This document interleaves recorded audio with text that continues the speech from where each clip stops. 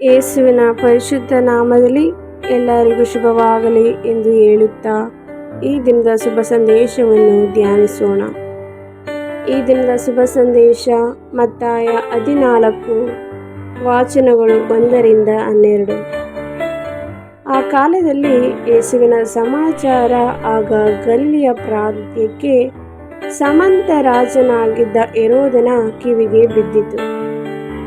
ಅವನು ತನ್ನ ಪರಿಚಾರಕರಿಗೆ, ಮಡಿದ ಸ್ಥಾನಿಕ ಯೋಹಾನನೇ ಮರಳಿ ಜೀವಂತನಾಗಿ ಬಂದಿದ್ದಾನೆ, ಆದ್ದರಿಂದಲೇ ಮಹತ್ಕಾರ್ಯಗಳನ್ನು ಮಾಡುವ ಶಕ್ತಿ ಇವನಿಗಿದೆ ಎಂದನು. ಹೆರೋದನು ತನ್ನ ಸಹೋದರ ಫಿಲಿಪ್ಪನ ಧರ್ಮಪತ್ನಿಯಾಗಿದ್ದ ಹೆರೋದಿಯಳನ್ನು ಇಟ್ಟುಕೊಂಡಿದ್ದನು.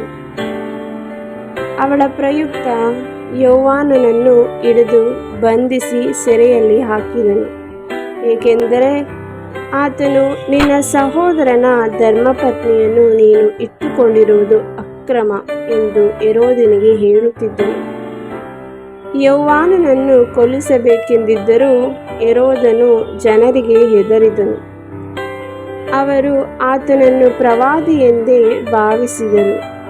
ಹೀಗಿರುವಲ್ಲಿ ಹೆರೋದನು ಹುಟ್ಟುಹಬ್ಬ ಬಂದಿತು. ಹೆರೋದಿಯಳ ಮಗಳು ಹವ್ವಾನಿತರ ಮುಂದೆ ನರ್ತನ ಮಾಡಿ ಹೆರೋದನನ್ನು ಮೆಚ್ಚಿಸಿದಳು.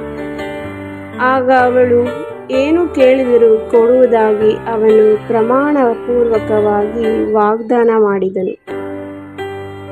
ಅವಳು ತನ್ನ ತಾಯಿಯ ಸಲಹೆ ಪಡೆದು, ನನಗೆ ಸ್ಥಾನಿಕ ಯೋಹಾನನ ತಲೆಯನ್ನು ಒಂದು ತಟ್ಟೆಯಲ್ಲಿ ತರಿಸಿಕೊಡಿ ಎಂದಳು.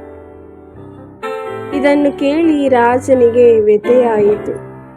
ಆದರೆ ಅತಿಥಿಗಳ ಮುಂದೆ ಮಾಡಿದ ಪ್ರಮಾಣವನ್ನು ಮುರಿಯಲಾಗದೆ ಅವಳ ಇಚ್ಛೆಯನ್ನು ಪೂರೈಸುವಂತೆ ಆಜ್ಞೆ ಮಾಡಿದನು.